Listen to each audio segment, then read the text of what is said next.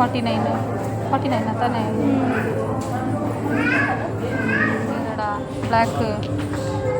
Black ಮತ್ತು ವೈಟಾ?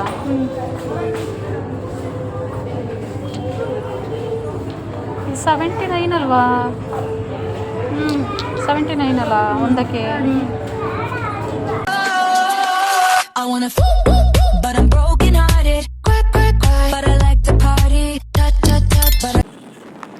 ಹೇ guys, welcome back to Sarita just clip YouTube channel. ಎಲ್ಲರೂ ಹೇಗಿದ್ದೀರಾ? ನಾನು ಚೆನ್ನಾಗಿದ್ದೀನಿ.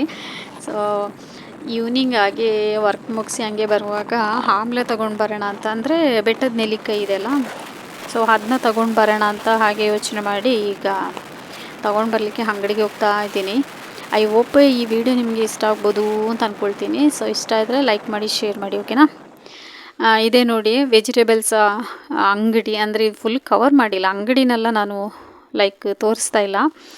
ಬೇರೆ ಬೆಟ್ಟದ ನೆಲ್ಲಿಕಾಯಿ ಏನಿದೆ ಅದು ಫುಲ್ ಗುಡ್ಡೆ ಹಾಕಿರ್ತಾರೆ, ಫುಲ್ ಎಷ್ಟು ಬೇಕೋ ಅಷ್ಟು ತಗೊಳ್ಬೋದು. ಒಂದಕ್ಕೆ ಎಷ್ಟು 3 ರೂಪೀಸ್ ಏನೋ ಹಿಡಿಯುತ್ತೆ ಅದು.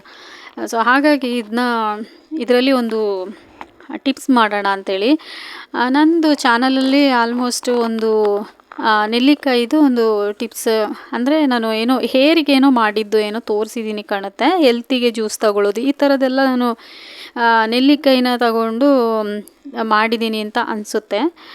ಮೇ ಬಿ ಇರ್ಬೋದು ಅಂತ ನನಗೆ, ಆಯಿತಾ? ಹಾಗಾಗಿ ಇವಾಗ ನಾನು ಇದು ಏನಕ್ಕೆ ತಗೊಂಡೆ ಅಂತ ಹೇಳಿದ್ರೆ, ಗೈಸ್, ಯಾವುದೇ ಒಂದು ನಾವು ದೇಹಕ್ಕೆ ಹೆವಿಯಾಗಿ ನಾವು ತಗೊಳಕ್ಕಾಗಲ್ಲ ಅಲ್ವಾ?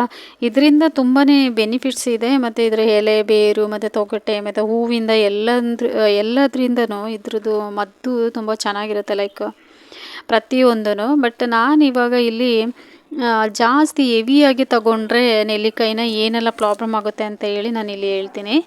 ಒಂದು, ರಕ್ತಸ್ರಾವ ಆಗುತ್ತೆ, ಮತ್ತು ಯಕೃತಿಗೆ ನಮ್ಮ ದೇಹದಲ್ಲಿ ಇರೋದು ಅದಕ್ಕೆ ಪ್ರಾಬ್ಲಮ್ ಆಗುತ್ತೆ, ಮತ್ತು ಆ್ಯಸಿಡಿಟಿ ಅಂತ ಹೇಳ್ತೀವಲ್ಲ ಅದಕ್ಕೆ ಪ್ರಾಬ್ಲಮ್ ಆಗುತ್ತೆ, ಮತ್ತು ರಕ್ತದೊತ್ತಡ ಜಾಸ್ತಿ ಆಗುತ್ತೆ, ಮತ್ತು ಶೀತ ಜಾಸ್ತಿ ಆಗುತ್ತೆ, ಯೂರಿನ್ ಅಂತ ಹೇಳ್ತೀವಿ ಅದಾಗುತ್ತೆ, ಮತ್ತು ಅಲರ್ಜಿ ಆಗುತ್ತೆ. ಹಾಗಾಗಿ ಪ್ರತಿಯೊಂದನ್ನು ನಾವು ತಗೊಳ್ಳುವಾಗ ನಮ್ಮ ದೇಹಕ್ಕೆ ನೋಡಿಕೊಂಡು ತಗೊಳ್ಬೇಕು ಅಂತ ಹೇಳಿ ಈ ವಿಡಿಯೋನ ಮಾಡಿದೆ. ಸೊ ಈ ವಿಡಿಯೋ ನಿಮಗೆ ಇಷ್ಟ ಆಗ್ಬೋದು ಅಂತ ಅಂದ್ಕೊಳ್ತೀನಿ. ಇಷ್ಟ ಆಯಿತು ಅಂದರೆ ಲೈಕ್ ಮಾಡಿ, ಶೇರ್ ಮಾಡಿ, ಕಮೆಂಟ್ ಮಾಡಿ, ಹಾಗೆ ಸಬ್ಸ್ಕ್ರೈಬ್ ಮಾಡ್ಕೊಳ್ಳಿ ನನ್ನ ಚಾನಲ್ನ ಅಂತ ಹೇಳ್ತಾ ನೆಕ್ಸ್ಟ್ ಒಂದು ವಿಡಿಯೋದೊಂದಿಗೆ ಮತ್ತೆ ನಾನು ನಿಮ್ಮ ಮುಂದೆ ಬರ್ತೀನಿ. ಅಲ್ಲಿವರೆಗೆ ಥ್ಯಾಂಕ್ ಯು ಸೋ ಮಚ್.